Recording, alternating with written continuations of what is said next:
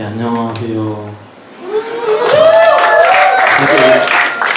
재작년에 사회를 광고했을 때 이후로 거의 2년 만에 앞으로 올라온 것 같은데, 막상 저의 이야기를 이렇게 여러분 앞에서 말하려고 하니까 엄청 떨립니다. 많은 사람들 앞에서 이렇게 저의 이야기를 하는 게 거의 처음 같아서, 또 근데 이런 기회를 주신 하나님께 또 감사드립니다. 사실 이렇게 이번 주에 마이스토리 이렇게 갑작스럽게 맡게 되고 나서 상당히 고민을 많이 했습니다.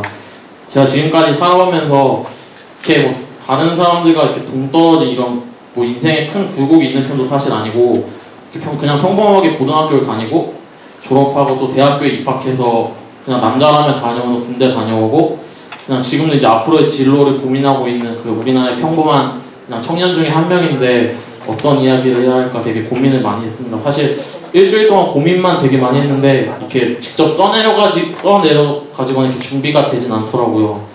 근데 금요일날 문득 고민하다가, 보통 뭐 사람도 첫사랑의 기억이 제일 많이 남고 선생님도 첫 선생님 제일 기억에 많이 남잖아요. 청년부와의 첫 만남을 얘기해보자, 이런 생각이 갑자기 문득 들었습니다. 저는 모태신앙이긴 한데 중고등학교 때 거의 교회를 다니지 않았습니다. 처음에는 공부 핑계 뭐 여러가지 뭐 그냥 뭐 숙제 핑계 이러다가 이게 몇 번 안 가게 되니까, 다들 또 아시잖아요. 이렇게 몇 번 안 가게 되니까 어색해지고, 그게 이제 자연스럽게 되면 이제 당연히 안 가게 되는. 그래서 거의 고등학교 이후에는, 고등학교 때는 거의 뭐 주일 예배도 와서 거의 안 갔던 것 같아요. 근데 이런 저에게 청년부와의 첫 만남은 재수생활이었습니다. 그러니까 제가 막상 고등학교를 졸업하고 대학교를 다 떨어지니까 이렇게 선택이 정말 강제로 싫었지만 남들과 달리 이렇게 대학생활이 아닌 재수생활을 하게 되었어요.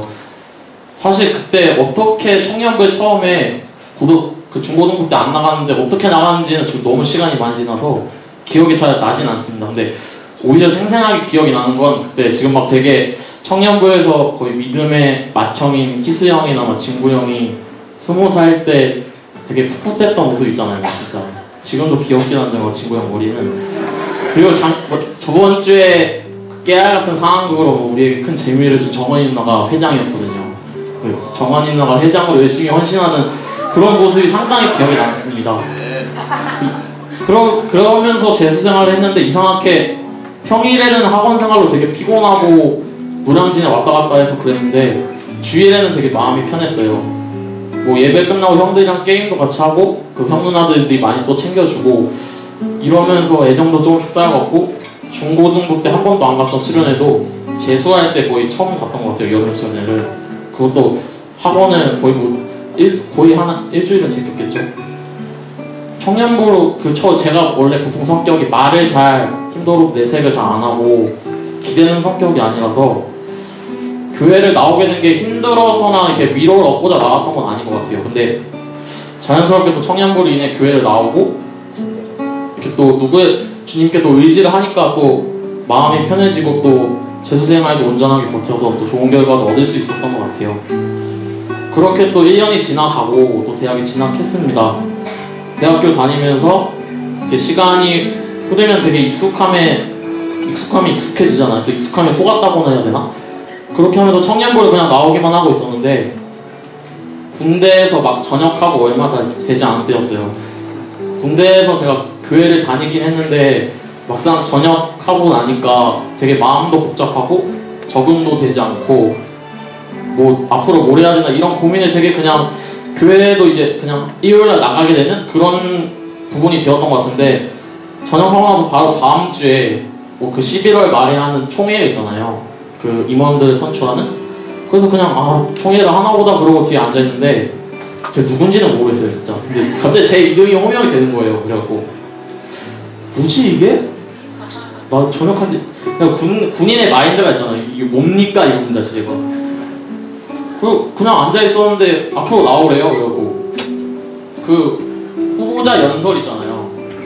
그걸 하라는 거예요. 그래갖고 진짜 멍을 때렸죠. 나가니까, 그때 제가 중고등부 때 교회를 안 나오게 되고 그러니까 거의 아는 사람이 절반도 안 됐거든요. 그러니까 절반 이상이 모르는 사람이었어요. 그래갖고 당연히 제 입에서는 제가 군대에서 전역한 지 얼마 안 됐고 아직도 많이 부족하니까 올해는 좀 힘들 것 같습니다, 이렇게 말해야 정상인데, 열심히 하겠습니다라는 말이 입에서 나왔어요. 저도 왜 그랬는지 정말 모르겠는데 그렇게 말을 하고 내려가서도 설마 날 모르는 사람들이 이렇게 많은데 내가 뽑히겠어 이러는데 투표를 하는데 제 이름이 조금씩 계속 호명이 돼서 쌓여가는 거예요. 그 투표층이. 그래갖고 정말 그때 명창이 형이 회장이었는데 어떻게 결국 부회장이 선출이 됐습니다.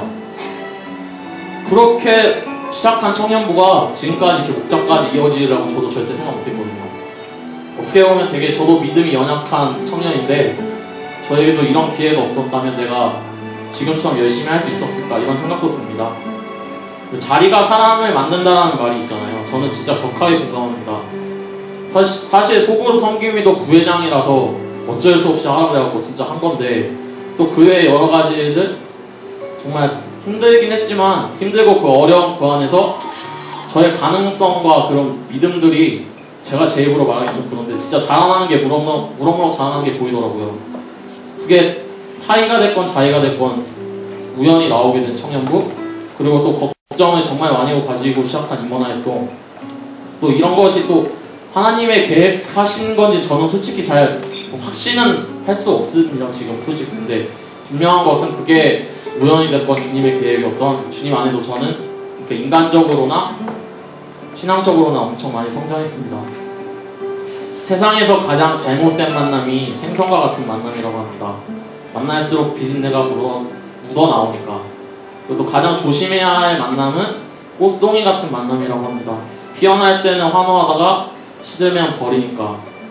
또 가장 비천한 만남은 건전지와 같은 만남이라고 합니다. 힘이 있을 때는 간수하고 있다가 다 힘이 빠져버리면 그냥 금방 던져버리니까. 그리고 가장 시간이 아까운 만남은 지우개 같은 만남이라고 합니다.